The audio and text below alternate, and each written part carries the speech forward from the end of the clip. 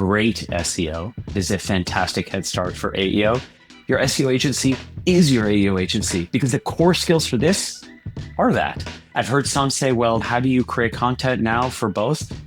There's not some huge divergence in content, I don't think. You are fundamentally are sharing the same thing in an engaging way, in a clear and structured way. This is Get It Together, the podcast where partnership and go-to-market leaders share the real stories behind programs they've built and scaled. In this episode of Get It Together, I chat with Guy from Webflow, and we get into all things answer engine optimization, or as I often call it, simply AI visibility. We get into the nitty-gritty, we get into the tactics that are working, we get into some of the misconceptions, and we get into why this is such a critical moment for brands to be taking this seriously. If you could rewind to the early days of search and cement your place at the top of Google, you would absolutely jump at that opportunity. That's the moment we're in right now, solidifying your visibility within the LLMs. I hope you enjoy. Hello, everybody, and welcome to another episode of Get It Together. Today, I am with Guy Yalif, who I am super excited to be chatting with. He is currently over at Webflow. Guy, welcome. I'd love to chat a little bit about your background because it's super interesting. I very much deliberately did not introduce you with great detail because I'd love to chat about your beginning story as what I believe to be true is an aerospace engineer turned marketer. Let's start there. Welcome. Tyler, awesome to connect with you again. Thank you very much for having me. And yeah, I made the straight line journey from aerospace engineer to CMO, as one does, right? That's as one does, yeah. Path. Perfect. I had the privilege of being a kid in a candy store thinking about designing airplanes. I actually spent half of college coding AI to design airplanes, and then small world, that becomes a thing. Spent 10 years building and leading product teams, 10 years building and leading marketing teams. 15 of those 20 were in ad tech. And then had the privilege a decade ago of being co-founder and CEO of AI MarTech company that used machine learning to personalize websites, literally down to the individual. And we were acquired by Webflow a year and a half ago. Perfect. Amazing. And now talk to us a little bit about the role at Webflow. What does that look like? The answer to the question of what do we do with an acquired CEO started with, we were the company's first acquisition ever, and we were not looking to sell. But the three of us had the privilege of seeing M&A on both sides, like at Twitter, Brightroll, Yahoo, and a bunch of other places. The strategic and cultural fits with Webflow were amazing, which allowed us, the first part of the job, integrate the products, like actually integrate them. As fellow CMO, former CMO, I'm used to everybody lying to me all the time. We actually integrated them, which was great. Had a very visible deadline with company, big annual conference 6 months later. Then what? The reason the strategic fit was so strong is Webflow very thoughtfully listened to customers. And this was the number one ask. They said, hey, you help me, Webflow, me marketer, create these visually stunning, like emotionally evocative, engaging sites. They build my brand beautifully. I also want to go drive some revenue. And so they decided they wanted to buy someone, build by partner. They were doing that trade-off. And we then helped them. Now it's all we do testing, do personalization, do account-based marketing, use AI to personalize to the individual. And so now the value prop is build your brand, drive revenue, code as much or as little or zero as you want. Very cool. And so now as chief evangelist, what is it that you're out there evangelizing? So Webflow is the first company, the only company I've ever worked for where I wasn't CEO, where building brand is a company level OKR. And they basically said, hey, look, you've spent 20 plus years being and working with CMOs, go build our brand with marketing leaders. And so literally my OKRs are like brand awareness. Sales will pull me in to help on individual deals. There it is driving revenue, but it's purely adding value into the market for the sake of adding value. And if folks are like, oh, you work for Webflow, what do they do?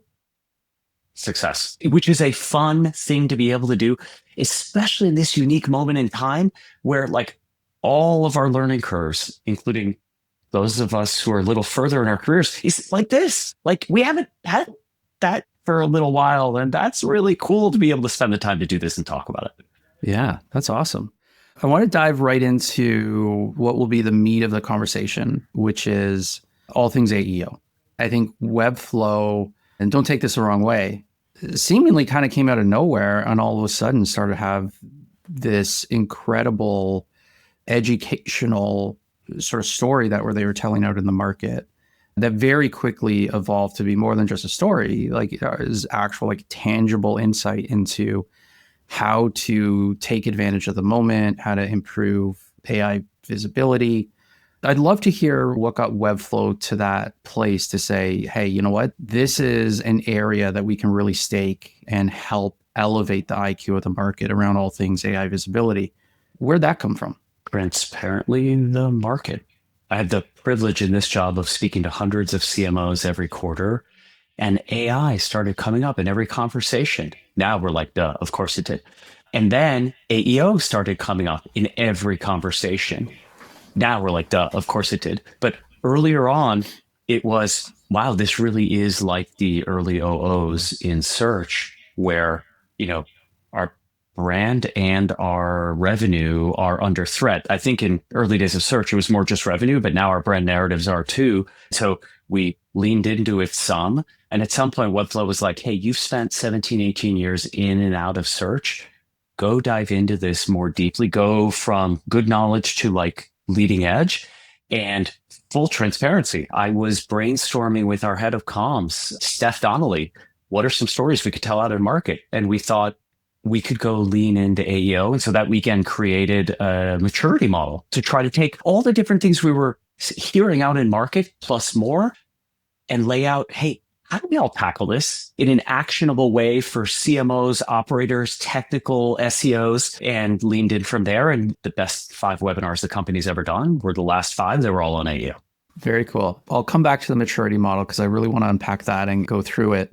But you said something that I don't know I've heard anybody articulate the way you just did. And so let me say it back and see if I understood what you were saying. So you mentioned brand and revenue. And so early days of SEO, it was revenue, right? Everybody saw this as a huge opportunity to drive organic traffic that had intent that you could then convert. It became such a strong engine for so many businesses, but not as big on the brand side. You're suggesting with ChatGPT, Perplexity, Gemini, more impact to the brand. Is that something that folks should be paying a little bit more attention to as, why this moment is even that much more elevated than kind of the SEO moment? It's a revenue opportunity, but you also got AI kind of telling your own brand story. And if you're not helping influence it the right way, like it can kind of go in directions that maybe you don't want the brand to go. Is that sort of what you were alluding to? Did I capture that? Spot on. Exactly what you said. For those that went through the search genesis, like John Patel famously said, I think it was in '03, maybe earlier, like Google is the database of intentions. And there was incredible, just as you're saying, commercial intent and signal sitting in that database of intentions. And so we all, it was a CMO, it was a company level issue for multiple years. And now it's matured. And, now SEO, I think, is a CMO level issue if you're a traffic arbitrage business or if that particular channel is not working. Otherwise, it's the channel. And now I feel like AEO is like the early days of search where it's a company level issue. It's discussed in boardrooms. To your point about brand, I think we all looked at search as a performance medium, which it certainly is. I think over time we have come to appreciate it absolutely can influence brand. And we were able to buy on, we were able to run the economics a bit differently when our goal was brand. It's more that LLMs, for exactly why you said, Tyler, because they are reformulating our carefully crafted, carefully differentiated language that we work so hard to have our team say consistently everywhere. And then they are sometimes like just listing a bunch of features, leaving out our value prop, or like confidently getting it wrong or leaving us out entirely, that there's brand threat in a way there wasn't with search because Google was using our words by linking to our sites. Yeah. I think that's powerful. I think that is not a differentiator that I've heard well articulated. And I think it's a critical one for people to understand. I think that's great. Let's maybe step back. What is AEO? What are we even talking about? AEO, also sometimes called GEO or AIO, is ultimately like what we were trying to do with SEO. Our prospects are looking somewhere for information relevant to buying us. We want to be there and have them come to us and buy more of us. That's it. That's the heart of it. And SEO was doing that in search. AEO is doing that in answer engines like ChatGPT, Claude, Gemini, Perplexity, Copilot, and more. And are you using AEO, GEO, AIO interchangeably? Do you have separate definitions for them?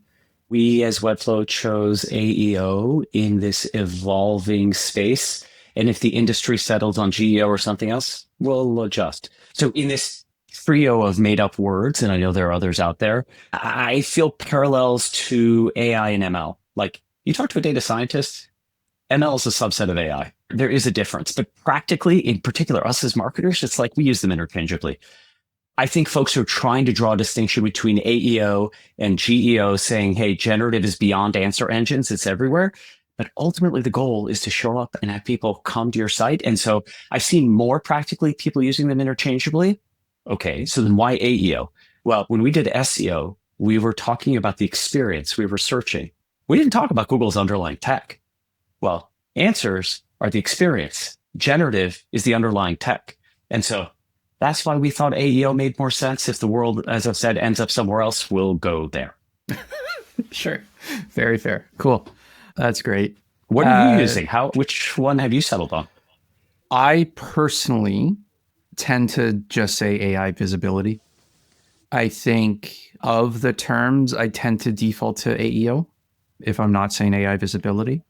But I do find myself in a lot of conversations around, well, why isn't it GEO? Why isn't it AIO? I think AIO is the one that certainly kind of stands on its own and has a clearer definition than AEO versus GEO. But I think AEO is where we've generally landed with periodic debate, if that works. We have it internally too. Perfect. I want to talk about two things. So the maturity model is one, which you've already mentioned. But before that is sort of the four pillars of AEO I've heard you and Webflow chat about. You've talked about content, you've talked about technical, you've talked about authority, you've talked about measurement. Let's go through them if you're okay with that, starting with the content category. What does that look like? What about content changes, if anything? How should we be thinking about content today, maybe differently than we have in the past, or lean into the similarities? Those four categories are our suggestion for how CMOs and teams should think about the expansion from SEO to AEO, not the complete shift. But this is a way you could structure work for your team. The team could then go structure work themselves in these four categories. And so for content, as we think about the evolution, we're all dutifully creating content that Google will like, that has the right keywords in it. And our topical model is a bunch of keywords, right? We have baskets of keywords we're optimizing for. That shifts for answer engines to groups of questions our prospects are asking through the funnel. And as we think about, okay, well, questions, do we want to create content to answer? I offer for folks to go run an LLM over your sales call recordings, over your sales emails. Go look at Google's people also asked. Also just reflect because a bunch of the questions people are asking, and then go answer those. Go answer them a few, and then go over, as you mature more, comprehensively at different stages of the funnel, because that question means different things at different stages of the funnel. And then make sure it's relevant. Make sure it's personalized so you're delivering the right content. And as if the content machine wasn't hungry enough, keep it updated, because ChatGPT, 95% of their citations were to content that's been updated in the last 10 months. Content with a freshness signal like last updated gets 1.8x more citations. At Webflow, Vivian, who runs our SEO AEO team, 5x'd the speed of refreshing content. that resulted for that content in 42% more traffic. And that traffic converted 14% better than unbranded SEO. So what's not to love? More and it converts better? Great. So there's a couple of things in there I'd love to comment on. So one is, and I'll mention the tech that we use. We use Gong, we use attention.com, if folks are familiar with them, both for analyzing call recordings. But exactly what you just said, like a lot of what we'll look at is just jumping into all of our sales calls, all of our customer success calls, and pull out what are the most common questions. And then we'll start to build content around it. And the great thing now that, we're able to layer on some AI support, our little robot friends, it just becomes so much easier to do some of what you said, like helping assess, okay, what part of the funnel are these questions popping up? What personas are typically asking these questions? Like there's just a lot that we can do with that to inform our content. So I certainly do love that. And then very tactically, your comment on freshness. So is the advice there not only to, make sure that your content is being refreshed appropriately, but is it to like actually stamp the content, have like a date on that piece of content that says updated on X date? Or do you need to do that at all? The LLM will realize when it was updated. The data that we saw, I could go find the source, I don't remember it off the top of my head, was that having that be visible, maybe it's sitting in schema metadata, maybe it's on the page visible, causes 1.8x more citations. You, by the way, mentioned, hey, we get help from our AI friends. Fortunately, it seems, based on data from our friends at Graphite, that the temptation to then say, great, I'll create infinite content and just spam it out there is not working. That 85% of AI content in Google is either entirely human, that's 69%, or human plus a little bit of AI, that's another 16%. And as a marketer, I am happy that we will hopefully skip that stage, both because the LLMs are iterating very quickly and because they have more signal about what's good content than search does. Cool. I'm going to move on to the next part of the framework in a second, but you just said good content, which is something I've always latched onto kind of growing up in the SEO world way back in the day. How would you attempt to articulate what good content is today? I think it is what it always should have been, namely, you are delivering something that is genuinely valuable to your prospect. They've got some need, some question, some curiosity. You are genuinely helping them with that. And it's related to something you have the right to talk about. And by the right, I mean Google's EAT mental model, where you've got the experience, the expertise, the authority, and the trustworthiness. So that, like, taking on HubSpot, who famously built an enormously successful inbound machine and then saw some drops in traffic. I'm going to make up the example, but it's in the right direction of, like, if HubSpot is writing about how to grow your career, they'll get less credit than if they write about CRMs. I think that's great advice. You mentioned schemas. So let's get into the second category, or the second pillar, technical. What does that mean? Why is it important? What should we be thinking about? Another parallel to the early days of search. Early on, Google had a hard time understanding the meaning of your site. And so the more you could make it clear for them, the more likely they were to crawl you, consume your content, and index you, make you available when people searched for something. We've been doing that in metadata, content that the machines see, but the humans don't, but it's present on the page for a long time, right? We have search metadata in title and description. We have Facebook's Open Graph and others. Schema is made up metadata structure that is aimed at helping LLMs understand the structure and meaning of content of our site. And that's the ultimate goal of the technical work, is to help them understand that structure and meaning. It's the biggest one. And a few startups came up with it. Google, Yahoo, Bing, Yandex, and others 4 or 5 years ago. If you've got a Google Knowledge Graph entity presence, it almost certainly was driven by you having schema. And it really helps. 73% of first page results from Google have schema. But it's early days and there's huge opportunity because 88% of sites do not have schema. And by the way, that's why I was like over the moon when our product team built site-wide auto-generated schema, because it's one of the few times where for it to work, you genuinely need a marketer and a developer, and to be able to let the marketer run is a great thing. So Webflow will auto create very specific schemas across your website? Webflow auto creates schema, looking at your page and deciding which one to use. And by which one, I mean exactly what you're referring to. Here's schema for a product page, for a persona page, and so on. It'll pick the right one, populate it. If you've got a CMS collection, it'll auto-populate each page individually.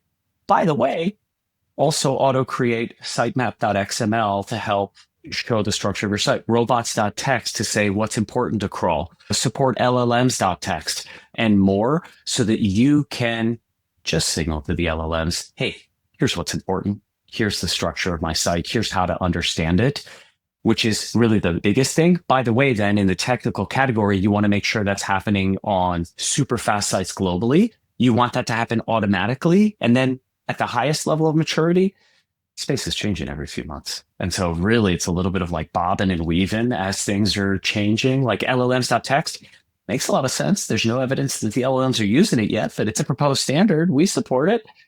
There's an MCP. We have an MCP server, which is for folks that may not already. It's like an API for an LLM.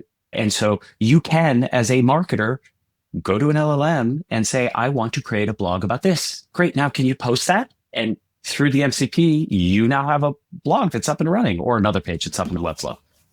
Very cool. Those stats you shared, I had no idea so few websites were taking advantage of schemas. That's shocking. I don't know why, but my best guess is for it to work, you truly do need a marketer and a developer available talking at the same time. And organizationally, that doesn't happen very often. Yeah, no, I would align with that hypothesis based on my experience, for sure. Cool. Let's talk about the third pillar, authority. I know you'll have a lot to say on it. What I'm very curious on is the differentiation as a pillar between the content category. At the highest level, the content category is about the content you own. People primarily think about their website. You do own content in some other places too. And the authority category is about earned brand mentions, primarily off your site. But by the way, the quality of your site and how engaged people are on it also contribute to authority. But content is primarily about owned. Authority is primarily about earned. Okay. And, if I step back into my old school SEO days, we always and still do talk about on page versus off page. It sounds somewhat similar here, on page in this framework being your content and the technical piece, off page being this authority piece. Way back in the early days, we used to talk about, the weighting was 70% off page, 30% on page, roughly in that range.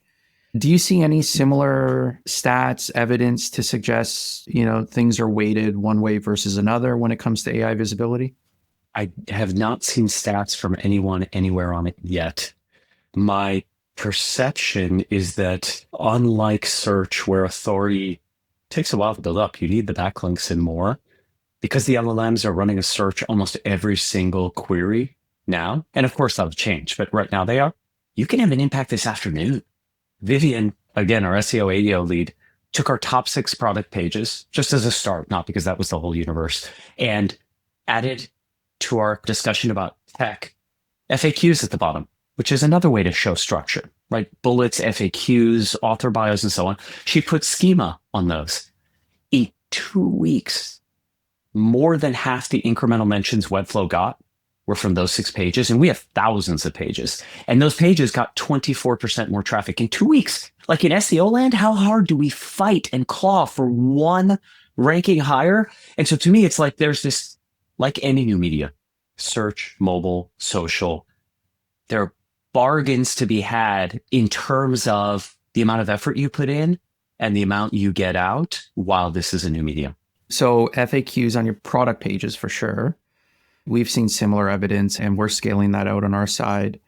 What are some other kind of in the moment, immediate opportunities you suggest people should really be diving into, taking advantage of And, I think the thing to be said is before the opportunity passes, right? Before, you're 5 years late to the SEO party. So you're looking at 12, 18 months before you see any impact. That's not right now. To your point, like you can see impact pretty quick, days, weeks. What are some of those quick opportunities? Across all of the categories, I would humbly suggest number one is to go shift from building content around keywords to answering questions. If you've done that, I would then consider adding structure metadata, schema being the biggest one. If you've done that, I would then go think seriously about the authority category where the value of plain text mentions, links optional, is higher than it was in search because it's like teaching your kids something. Every one of those mentions is like another repetition for the LLM to go see that. And so having widespread positive mentions of your content on other sites is really valuable and can impact authority quickly. Ideally, your content is thought leading and other people are referring to it. Ideally, you're talking about stuff you have authority on. And I'm guessing this is something you have a point of view on because when I think about this, it's a little bit the modern version of backlinks. Affiliates, people often think about as paid only, but you really can have a whole other set of relationships with them, can't you? Thank you for setting me up for this one. Absolutely. It's a conversation that at PartnerStack we find ourselves having more and more, which is the shift from kind of a single value prop of affiliate partners. And I know the word affiliate means so many different things to so many people. And in some cases, it has a negative connotation to it. I view an affiliate as somebody who has authority in a certain area and is writing content to help elevate that area, elevate that space.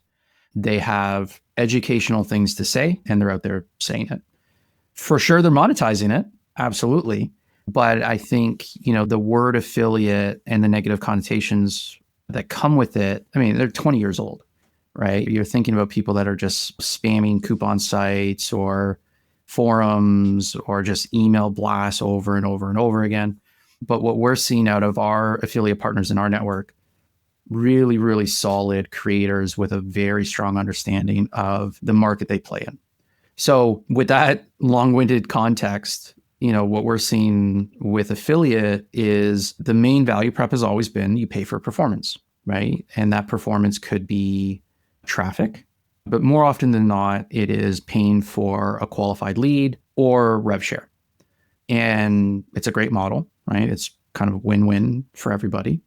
But there's a lot of other value props beyond just, affiliates just tactically help us build pipeline, help us drive revenue, important things. But what we find is affiliates can help with moving into new geographic markets and help you build your brand there, can help you move into new buying groups, help you move up market, down market, and now helping with AI visibility, right? So they have authoritative websites, authoritative digital properties, maybe a YouTube channel, a newsletter, and working with affiliates to get the right type of content created and placed. To your point, in terms of speed, like we're seeing it impact and influence AI visibility within days, maybe weeks. It's a huge shift in how people are looking at working with these types of partners, which I think is a pretty big shift for the affiliate space. I'm going to stop talking because you're the guest. So that was No.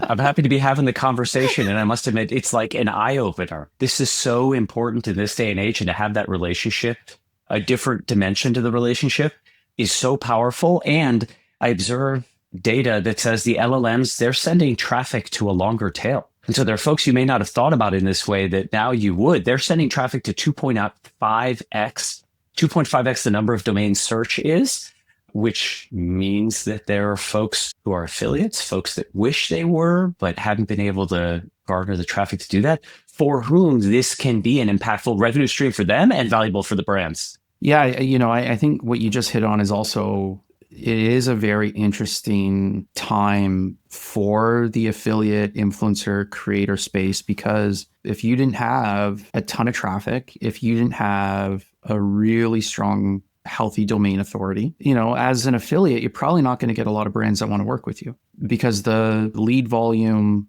the sales volume, probably not going to be there, right?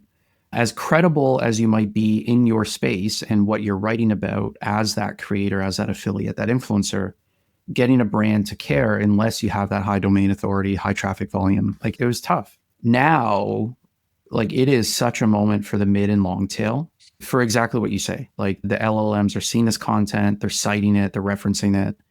It is a huge opportunity on all fronts. So I think you're bang on with that. Let's talk about measurement. It's your fourth pillar. How should people be thinking about measuring this? People like saying a lot of black and white things about AEO, but really it's an evolution of SEO. Measurement's the one place where it is black and white because the concept of traditional keyword rankings, it just doesn't exist because it's not our content. It's a paragraph of reformulated content. Okay, so how do you measure basically the same concept? Am I showing up? And how well am I showing up when it's paragraphs of text? We surveyed 400 marketers and they started, I think, where one should. And then there's more beyond that. They said, all right, first, I'm using my existing in-house analytics tool to see how much traffic am I getting from LLMs? At Webflow, 8% of our self-serve signups come from LLM referred traffic. Then they're seeing, how's it performing? At Webflow, that traffic converts 6x better than unbranded search. Not 6%, 6 times better. I've not spoken to a single CMO who didn't say it's performing a whole lot better conversion-wise because they're further down the funnel. They've had more of a conversation. SEMrush and Ahrefs found that to be 4x to 23x. Okay. Also, both of these are the analytics tools. Then I see people going to one of the many new tools or SEMrush and Ahrefs, which are both playing here too, to say, for this topic that I care about, these questions that I want to be in the answers for, am I showing up? What are my total mentions? Then they mature to, what's my share of voice relative to my competitors? And then to, what's the sentiment? Am I being mentioned positively, which is a whole concept that just didn't exist in search because our words were being used? And finally, is it accurate? Again, a concept that didn't exist before because our stuff wasn't being reformulated. So at the highest level, you're measuring share of voice, sentiment, and accuracy. What about referral traffic from the LLMs? That should be the very first thing you're measuring to see how much traffic is it. For Webflow, if you look just at unbranded search and LLM referral traffic, July of 24, LLMs were basically zero. They were 1%. You roll the clock forward 12 months to June of 25, they were 42%. Not of all of our traffic, but of LLM plus organic search. And both had grown during that time. But it's meaningful. I don't know if you're seeing something similar. Almost the exact same. When I look at our referral traffic, it was basically non-existent early 2024. Started to really pick up in May and June of 2024. More than a year later, it's a pretty meaningful slice of our referral traffic. But not only that, we hear it mentioned in our gone calls quite a bit. So when a salesperson asks, hey, how did you hear about us? It's like, I was doing my research in ChatGPT. You folks came up as the number one recommendation kind of in every prompt. So figured I should give you a call. And it's interesting that us being pretty regularly referenced as the number one option for B2B partnerships is really a byproduct of all of the SEO work that we've done for the past 4 years. And so maybe that leads to my next question. You go on LinkedIn, and let's be honest, LinkedIn is what it is, a little bit of an echo chamber, a little bit of a crapshoot on what is good advice versus maybe poor advice. But one of the conversations you see happening is, this is like SEO.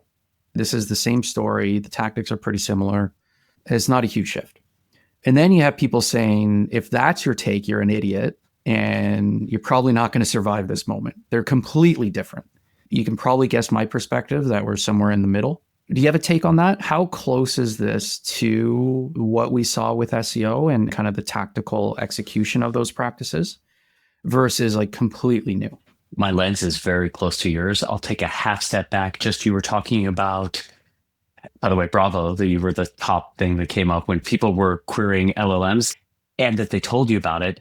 Forrester surveyed a lot of marketers. 95% of them said, I am going to use an LLM in my buying process this year, B2B buyers. And so it very much supports what you're describing. On SEO AEO, I heard unsubstantiated, so I don't know if it's actually happened, but I was like, whoa, that a Fortune 500 CMO fired his or her entire SEO team was like, we're doing AEO now, not SEO. I could not disagree 180% black and white more, because your SEO team is your AEO team. Your SEO agency is your AEO agency, because the core skills for this are that. 52% of Google's citations ranked in the top 10 in search. So good SEO is quite helpful, not required, but quite helpful for AEO, also in part because the LLMs are searching so often. They're literally using search. I think you could, at the highest level, say, look, SEO minus keyword ranking, because you got to measure it differently, plus answering questions and schema, that's AEO. There's more to it. There definitely is more to it. But like, it's not this radical departure where everything changed, because ultimately the goal is the same. You are trying to be useful for a prospect to get them to come to you from another place and buy your stuff. That hasn't changed. I would agree with that. And you've had your own framing for what I'm about to say, but again, going, back in the day, I used to talk about the importance of understanding your two audiences, your buyers and the bots. And, as long as you could understand both, you're probably going to be in a pretty good position. The one thing that you said that I think I might have a slightly different stance on is this idea of keywords versus questions. And where I'm going with that is I think the best SEOs in the world historically always thought about keywords as questions. They always thought about it as your job as an SEO is to provide the best answer possible for the questions that are out there. And I think the folks that have nailed that over the past decade, like the head start that they have with AI visibility and ranking, like it's wild how quickly they've been able to dominate. Now, I think the flip side of that is you can't kind of sit back and rest on your laurels with it. I think given how quickly people can outrank you in the LLMs, like the folks that are doing well almost accidentally need to keep leaning in and building on that momentum. But yeah, for me, it's always been the best SEOs understand the two audiences, buyers and bots. They've always been into rapid testing and experimentation and not just holding on to the same old stale playbook. And so I agree. I think if you have a solid SEO team in place, an SEO agency, a freelancer, I wouldn't discredit them as a great resource for AEO just because of what you might be reading on LinkedIn. You're probably going to end up making a pretty big mistake in my mind. I agree with your pushback on keywords 1,000%. I'm completely aligned and was giving short shrift to SEO because I'm with you. Great SEO is that. It's exactly that. And it's a fantastic head start for AEO. And I'm with you. Like, you should actually not discount your SEO team and agency. You should seek out their help. And I'm totally with you. We've been thinking about the humans who need useful content presented in engaging ways. Like 94% of first impressions are based on design. People in this age of infinite content, like brand and emotion, matter a whole lot more. And the bots who need clear, well-structured content. I've heard some say, well, how do you create content now for both? I don't think there's not some huge divergence in content, I don't think. You are fundamentally sharing the same thing in an engaging way, in a clear and structured way. Yeah, no, agreed. I've got maybe one closing question and we'll link to it, but the 4 pillars then ladder up into your 5 levels of maturity. Could you take a couple minutes, just chat through how you came up with those levels, where people can find it and kind of really dig in and assess themselves? Absolutely. We made up a rubric of 5 different levels for each of those 4 categories. The made up names for them are, you start with keywords, you answer questions, you add structure, you're a pillar of thought leadership, and then you're an authority who's bobbing and weaving with changing things. That gives you basically this grid of these 4 categories, these 5 levels. If you go to webflow.com/AEO, you'll see that maturity model with that grid and actionable advice in each of those cells saying, hey, here's how to go after this. We flushed that out in an ebook and a bunch of blog posts. Most actionably on that page, if you put in your domain name, we'll run a big 1,700 line prompt across a dozen different agents today. We keep enhancing it. That will go look on your site, off your site, and share with you, hey, against this rubric, here's what we can see from the outside. Here are the gaps we see to get to the next level. And again, from the outside with an LLM, here's what we suggest you go tackle next. No pitch on Webflow, nothing to do with Webflow, purely to help elevate all of our AEO fluency so we can go devote our resources to the highest and best use. I love it. We'll certainly link directly to it. I appreciate it and really appreciate the conversation. I think there's a lot here for people to take away. Guy, if people wanted to maybe follow up with any questions, how might they go do that? What's the best way to do that? LinkedIn. Yeah. Okay. Perfect. Awesome. Well, thank you, sir. I think, what you're doing over at Webflow is certainly commendable and is something that the whole space needs as we all learn together. So appreciate it. I am grateful that you'd have me on, and it's fun to talk shop with you. All right. Thank you, sir. Thank you. Thanks for listening to Get It Together.